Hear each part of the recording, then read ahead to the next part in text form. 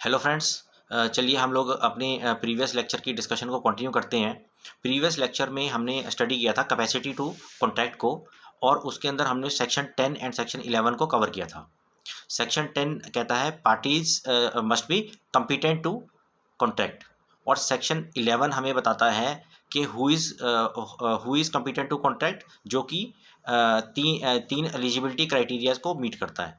First, मतलब the person must have attend the age of majority. Second, person should be of sound mind. Third, person should not be disqualified under law to which he is subject. ये तीन conditions हैं। एक, major होना चाहिए। दूसरा, unsound mind का नहीं होना चाहिए, साउंड माइंड का होना चाहिए। तीसरा, डिसक्वालिफाइड नहीं होना चाहिए बाय एनी लॉ, यानी कि किसी कानून के अंतर्गत उसके ऊपर प्रतिबंध नहीं लगा होना चाहिए, यानी कि किसी कानून में वो डिबार नहीं होना चाहिए to enter into a contract. ठीक है। अब हम लोग इस लेक्चर के अंदर स्टडी करते हैं contractual liability of a minor agreement. भाई सेक्शन 11 से ये तो हमें क्लियर हो गया कि एक माइनर जो है वो इनकम्पिटेंट है to enter into a contract. But फर्ज कर लो कि एक माइनर एक एग्रीमेंट के अंदर एंटर कर जाता है, तो क्या होगा? ये जो पॉइंट था ये एक बहुत बड़ी कंट्रोवर्सी था कि एक एग्रीमेंट अगर जो माइनर एंटर करता है तो क्या वो वॉइड एग्रीमेंट होगा या फिर वो एक वॉइडेबल एग्रीमेंट होगा। भाई वॉइड एग्रीमेंट तो वो होता है जो कि टोटली इलीगल एग्रीमेंट होता है और टोटली अनएनफोर्सेबल एग्रीमेंट होता है, और वॉइडेबल एग्रीमेंट वो होता है जिसके अंदर एक पार्टी ने दूसरी पार्टी की कंसेंट किसी मिस रिप्रेजेंटेशन से या फॉल्सली ले ली होती है। तो जिसकी कंसेंट ली होती है उसके पास ऑप्शन होती है कि इसको हमें एनफोर्स करना है या नहीं करना है। ठीक है। तो ये हो गया वॉइडेबल एग्रीमेंट। तो ये माइनर एग्रीमेंट वॉइड एग्रीमेंट है या वॉइडेबल एग्रीमेंट है, ये एक बहुत बड़ी कंट्रोवर्सी थी, और ये सेटल हुई through a very leading case. 1903 में सर फॉर्ड नॉर्थ ने एक जजमेंट दी थी, मोहरी बीबी वर्सेस धर्मोदास घोष। ये एक बहुत ही इंपॉर्टेंट जजमेंट है। इस जजमेंट को हम पहले एक अंडरस्टैंड करते हैं कि इसके फैक्ट्स क्या थे इस जजमेंट के। धर्मोदास घोष जो था he was a minor. Dharmodas Ghosh ने क्या किया, जुलाई 1895 में उसने 20,000 रुपये का एक लोन लिया फ्रॉम अ मनी लेंडर ब्रह्मोदत्त। ब्रह्मोदत्त एक मनी लेंडर था, उससे उसने 20,000 का लोन लिया और उसके बदले उसने अपनी एक घर की प्रॉपर्टी को मॉर्गेज कर दिया उसके फेवर में।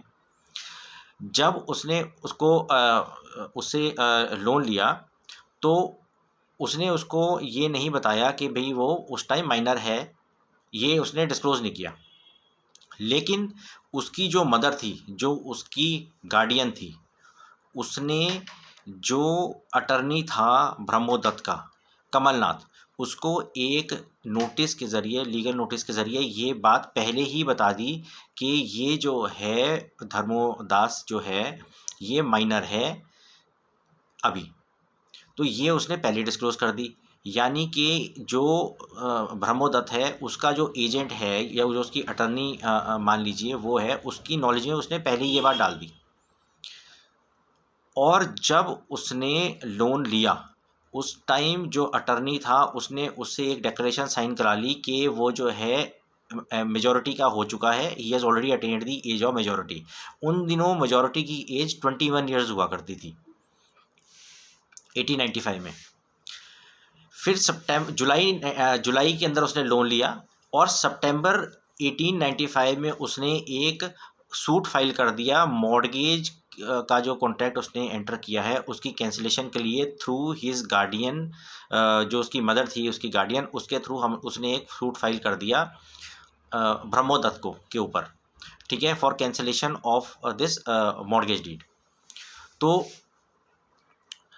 जो डिफेंडेंट था उसने ये कंटेंशन लगाई, उसकी कंटेंशंस ये थी कि ये जो है at the time of taking the loan ये जो है ये मेजर है। पहली कंटेंशन उसकी ये थी कि ये he has already attend the age of majority, ये मेजर है। ठीक है। दूसरा, इसने अगर ये even if he is minor, यानी कि ये माइनर है, तो इसने एक फॉल्स रिप्रेजेंटेशन की है। तीसरा, भाई उसके अटर्नी को, यानी कि उसके एजेंट को कोई भी नोटिस रिसीव नहीं हुआ जिसके माध्यम से उसको ये बताया गया हो कि ये मेजर हो चुका है। और उसके बाद उसने डॉक्ट्रिन ऑफ ईस्टॉपल को बेसिकली अप्लाई करने के लिए कोर्ट को रिक्वेस्ट किया कि इस वाले केस के अंदर डॉक्ट्रिन ऑफ ईस्टॉपल लगा दी जाए। डॉक्ट्रिन ऑफ ईस्टॉपल होती है कि भाई इसके अंदर एक आदमी जो है अगर वो एक स्टेटमेंट दे देता है तो वो स्टेटमेंट को चेंज नहीं कर सकता। भाई जैसे इस केस के अंदर उसने पहले कह दिया कि मैं तो मेजर हूँ और अब बाद में कहा कि भाई मैं माइनर हूँ, तो वो अपनी स्टेटमेंट चेंज कर रहा है, तो डॉक्ट्रिन ऑफ ईस्टॉपल लगा दिया जाए। ये डॉक्ट्रिन ऑफ ईस्टॉपल वहाँ लगाया जाता है जहाँ पे कोई मिसरिप्रेजेंटेशन सामने आती है या फिर फ्रॉडोलेंट वे में किसी की कंसेंट ली होती है, तो ये डॉक्ट्रिन ऑफ ईस्टॉपल वहाँ पे एप्लीकेबल होता है। तो उसने कहा भाई डॉक्ट्रिन ऑफ ईस्टॉपल इस वाले केस के अंदर भी एप्लीकेबल है। चौथा उसने कहा कि भी सेक्शन 64 जिसके अंदर ये कहा हुआ है इंडियन कॉन्ट्रैक्ट एक्ट में कि अगर वॉइडेबल एग्रीमेंट है और किसी पार्टी ने उसके अंडर कोई बेनिफिट लिया है तो उसको दूसरी पार्टी को जिससे बेनिफिट लिया है उसको कंपनसेट करना पड़ेगा, उसको रिफंड करना पड़ेगा वो। ठीक है, तो उसने सेक्शन 64 को यहाँ पे अप्लाई करने की कंटेंशन और दी कोर्ट के अंदर। और उसने एक और contention the specific relief act के अंदर स्पेसिफिक परफॉर्मेंस की उसे वो दी, जिसके अंदर सेक्शन 41 है, जिसके अंदर कोर्ट के पास सोल डिस्क्रिशन पावर होती है किसी भी पार्टी को रिलीफ देने के लिए। तो उसकी ये कंटेंशंस थी। तो जब ये सामने आया तो सर फोर्ड नॉर्थ ने ये पाया कि भाई जो डिफेंडेंट है उसको ये पहले ही बता दिया गया था कि जो प्लेंटिफ है ये माइनर है। ठीक है नहीं भाई, ये माइनर है। उसके बाद भी नोइंगली उसने जो है ये मॉर्गेज क्रिएट करी और उसको पैसे दिए। ठीक है, तो डॉक्ट्रिन ऑफ ईस्टॉपल यहाँ पे एप्लीकेबल नहीं होता। उस पहला पॉइंट तो ये था।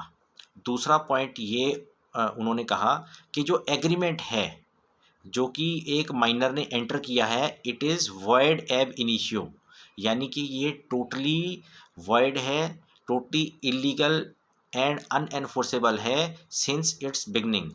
वॉइड एब इनिशियो का मतलब ये होता है कि सिंस बिगनिंग ही इलीगल है एंड अनएनफोर्सेबल है। ये एक बहुत ही इंपॉर्टेंट जजमेंट थी, बहुत ही इंपॉर्टेंट प्रिंसिपल ले डाउन हुआ था इस वाले केस के अंदर। तीसरा उन्होंने ये कहा कि सेक्शन 64 के अंडर जो ये रिलीफ मांग रहा है वॉइडेबल कॉन्ट्रैक्ट के बेसिस पे, तो ये जब कॉन्ट्रैक्ट है ही हुआ ही नहीं, जब ये एग्रीमेंट ही वॉइड है तो सेक्शन 64 की रिलीफ इसे मिल ही नहीं सकती किसी भी हालत पे। तो सेक्शन 64 की जो रिलीफ उसने मांगी थी वो भी उसकी डिसमिस कर दी गई। चौथी उसकी कंटेंशन थी कि सेक्शन 41 के अंदर स्पेसिफिक परफॉर्मेंस के अंडर उसको रिलीफ मिल जाए, तो वो भी उसको रिजेक्ट कर दी थी क्योंकि कोर्ट ने ये फाइंड किया कि उसको ये पता था कि ये माइनर है, इसलिए कोई मिसरिप्रेजेंटेशन हुई नहीं है, इसलिए इसका जो बेनिफिट था कोर्ट ने वो भी डिसमिस उसे कर दिया। ये जो बेसिकली ये बेसिकली जो फाउंडिंग्स थी इसके अंदर 3 मेजर फाइंडिंग्स आती हैं। एक जो मेजर फाइंडिंग है वो ये है कि एग्रीमेंट जो है माइनर का वो वॉइड एग्रीमेंट है, अगर ये एग्रीमेंट को करता है तो वो वॉइड एग्रीमेंट है। दूसरा मेजर जो पॉइंट निकल के इसके अंदर आया है वो ये है कि माइनर के जो कॉन्ट्रैक्ट्स होते हैं they can not be specifically enforced. ठीक है, स्पेसिफिक रिलीफ एक्ट के अंदर वो एनफोर्स नहीं किए जा सकते, उनके अंदर कोई रिलीफ नहीं मिलेगी। तीसरा पॉइंट ये निकल के आता है कि अगर किसी ने मनी लैंड कर दिया है किसी माइनर को और चाहे वो मिसरिप्रेजेंटेशन से फ्रॉडनेटली मनी लैंड कर दिया हो तो भी उसकी रिकवरी नहीं हो सकती क्योंकि जो एग्रीमेंट एंटर हुआ है that is totally void agreement. ठीक है, अगली जो बात इसमें निकल के आई है वो निकल के आती है डॉक्ट्रिन ऑफ ईस्टॉपल जो है वो माइनर कॉन्ट्रैक्ट के माइनर एग्रीमेंट के ऊपर एप्लीकेबल नहीं होता। डॉक्ट्रिन ऑफ ईस्टॉपल यहाँ पे एप्लीकेबल नहीं होगा। ठीक है नहीं, तो ये फाइंडिंग्स थी और ये बहुत ही लीडिंग जजमेंट है। It is a very important case law. इसे आप बाय हार्ट लर्न कर लीजिए, क्योंकि ये एग्ज़ाम्स के अंदर यूजली पूछा जाता है, ये यूजली आता है। तो contractual liability of the minor को अभी हम अगले लेक्चर के अंदर थोड़ा बहुत और डिस्कस करेंगे।